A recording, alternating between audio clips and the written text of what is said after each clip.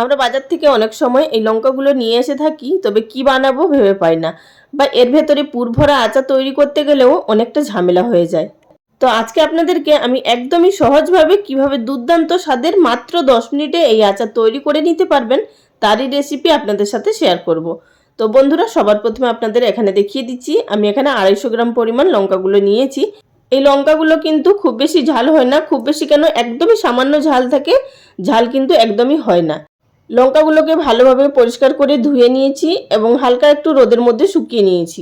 আপনারা চাইলে কিন্তু কাপড় দিয়েও মুছে নিতে পারেন বা পাখার নিচেও শুকিয়ে নিতে পারেন, মোটামুটি জল একদমই থাকে না যাতে। তো লঙ্কাগুলোকে এইভাবে কাঁচি দিয়ে ছোট ছোট টুকরো করে কেটে নিচ্ছি, আর এইভাবে গোল গোল করে কেটে নিচ্ছি। আপনারা চাইলে কিন্তু বটি দিয়েও লম্বা লম্বা করেও কেটে নিতে পারেন। তো সমস্ত লঙ্কাগুলোকে ঠিক আমি এভাবে কেটে নিচ্ছি। এটি কিন্তু বিশেষ করে ভাত বা মুড়ি মাখলে তার সাথে খেলে ভীষণই টেস্ট লাগে। সমস্ত লঙ্কাগুলোকে এইভাবে গোল গোল করে কেটে নিলাম। এই লঙ্কাগুলোকে কিন্তু রোদে দেওয়ার কোনো প্রয়োজন নেই। এবার চলে যাব সরাসরি আমরা মশলাটা তৈরি করার পদ্ধতিতে। গ্যাসের উপরে একটি কড়াই ভালোভাবে গরম করে নিয়েছি, গ্যাসের ফ্লেম এখন একদমই লোতে আছে। দিয়ে দেবো প্রথমে এর মধ্যে শুকনো লঙ্কা। বেশ কিছুটা শুকনো লঙ্কা ব্যবহার করছি যাতে করে এই আচারটা একটু ঝাল ঝাল হয়। আর বন্ধুরা, আমি এখানে বটা শুদ্ধই লঙ্কাগুলো দিচ্ছি, পরে ভাজা হয়ে গেলে লঙ্কার বটাগুলো ছাড়িয়ে নেব।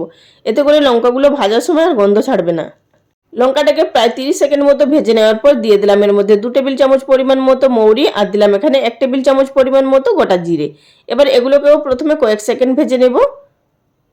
এগুলোকেও প্রায় 30 সেকেন্ড মতো ভেজে নিলাম। এরপর এর মধ্যে দিয়ে দিলাম 1 টেবিল চামচ পরিমাণ মতো গোটা ধনে। আমি এখানে যা যা মশলা ব্যবহার করছি আপনারাও কিন্তু তাই তাই ব্যবহার করবেন, এতে করে কিন্তু ভীষণ টেস্টি হবে এই আচারটা। দিয়ে দিলাম 1 টেবিল চামচ পরিমাণ মতো কালো সরষে, আর দিলাম 1 টেবিল চামচ পরিমাণ মতো হলুদ সরষে। অবশ্যই কিন্তু 2 ধরনের সরষে ব্যবহার করবেন। দিলাম সামান্য পরিমাণ মেথি, প্রায় হাফ টিস্পুন পরিমাণ মতো, আর দিলাম এর মধ্যে 1 টেবিল চামচ পরিমাণ মতো জোয়ান। অবশ্যই কিন্তু জোয়ানটাও ব্যবহার করবেন, আর মেথির পরিমাণটা কিন্তু একদমই কম থাকবে, তা না হলে কিন্তু আচারটা তেতো ভাব চলে আসবে। মেথি এবং জোয়ানটা একদমই লাস্টে ব্যবহার করতে হবে। দিয়ে এবার এগুলোকে নামিয়ে নেব, নামিয়ে নিয়ে ঠান্ডা করে নিয়ে গুঁড়ো করে নেব। তো দেখতেই পাচ্ছেন এখানে মশলাটা কিন্তু খুব বেশি ভাজা যাবে না। যখনই মশলা থেকে হালকা গন্ধ বেরোতে শুরু করবে সেই পর্যায়ে কিন্তু আমাদের নামিয়ে দিতে হবে। মশলা ঠান্ডা হয়ে গেছে, এবার এটিকে খুব ভালোভাবে গুঁড়ো করে নেব, তবে কিন্তু হালকা দানা ভাব রেখে গুঁড়ো করতে হবে, একদম পাউডার তৈরি করা যাবে না। তো দেখুন এখানে আমার মশলাটা গুঁড়ো করে নেওয়া হয়ে গেছে। আশা করি দেখে বুঝতে পারছেন হালকা একটু দানা ভাব আছে মশলার মধ্যে। এবার চলে যাচ্ছে আচারটা তৈরি করার পদ্ধতিতে। গ্যাসের উপরে আবারও কড়াই বসিয়ে দিয়েছি। এখন এর মধ্যে দিয়ে দেব প্রায় 250 গ্রাম পরিমাণ মতো সরষের তেল। মেজারিং কাপের 1 কাপ পরিমাণ দিয়ে দিলাম।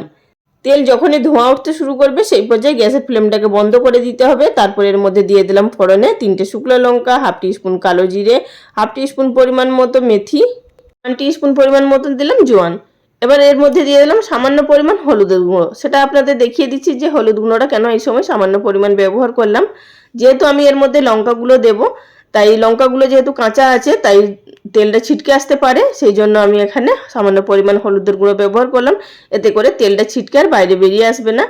আর অবশ্যই কিন্তু এই সময় গ্যাসের ফ্লেমটা বন্ধ থাকবে। শুধুমাত্র তেলটা যখনই ধোঁয়া ওঠা গরম অবধি হয়ে যাবে সেই পর্যায়ে আমাদের বন্ধ করে দিয়ে এই আচারটি তৈরি করতে হবে। এর মধ্যে কিন্তু লঙ্কাগুলো খুব সুন্দরভাবে সিদ্ধও হয়ে যাবে এবং আচারটাও কিন্তু রোদে দেওয়ারও প্রয়োজন হবে না। ফোড়নটার সাথে লঙ্কাটাকেও খুব ভালোভাবে ভেজে নিচ্ছি। দেখতেই পাচ্ছেন তেলটা কিন্তু খুবই গরম আছে।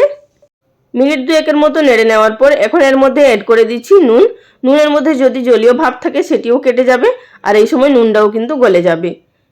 অন্যান্য সবজির তুলনায় বা অন্যান্য কিছু রেসিপির তুলনায় আচারের মধ্যে নুনের পরিমাণটা একটু বেশিই লাগে, সুতরাং আপনারা বুঝে দেবেন নুনটা। তো নুনটা দিয়ে মিশিয়ে নেওয়ার পর সামান্য পরিমাণ হিং দিয়ে দিলাম। এখানে প্রায় 1/4 টিস্পুন পরিমাণ মতো ছিল, আপনাদের কাছে যদি বেশি থাকে অবশ্যই হাফ টিস্পুন পরিমাণ দেবেন।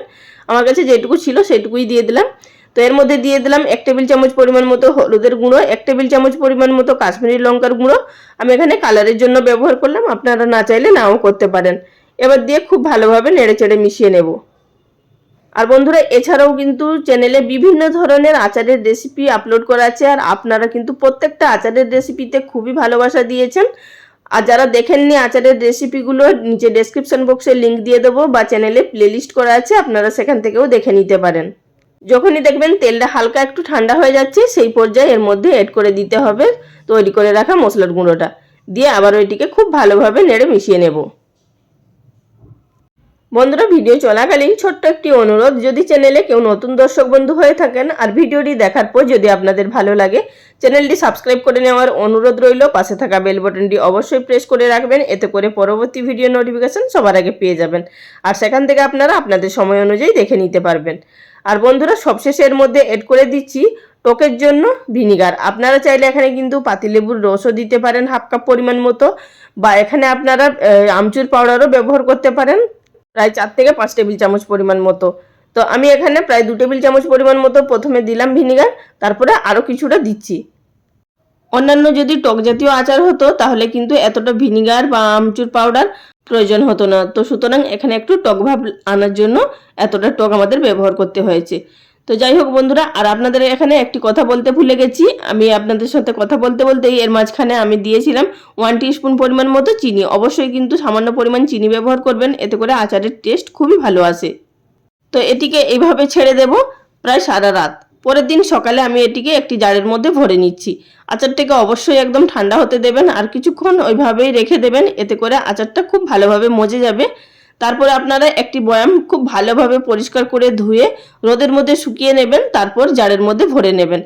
এতে করে আচারটা অনেক দিন ভালো থাকে। আর বন্ধুরা, যেহেতু এর মধ্যে ভিনিগার দেওয়া আছে, আচারটা কিন্তু নষ্ট হওয়ারও কোনো ভয় নেই।